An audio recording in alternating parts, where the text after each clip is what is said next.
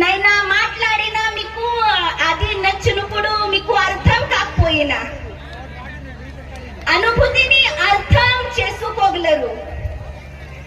ఏదైనా తప్పుగా మాట్లాడినా మీ కుమార్తె నన్ను క్షమించండి, మీ కుమార్తె నన్ను క్షమించండి. నేను చాలా మంచిగా కనిపిస్తున్నానని మీరు అందరూ అనుకుంటున్నారు కదా.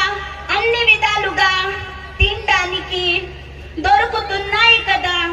ఆ అన్నం దొరుకుతుంది అంటే నా అమ్మ రమాయి ఉపాసమం అన్నందుకే నేను ఇలా ఉన్నట్టు. ఏదైతే తల్లి నాకు 3 పుటాల అన్నం దొరుకుతున్నదో ఆ తల్లి త్యాగానికి కోటి కోటి ధన్యవాదం, ప్రణాम. आता हे सगळं मराठी मी तुमच्या समोर खूप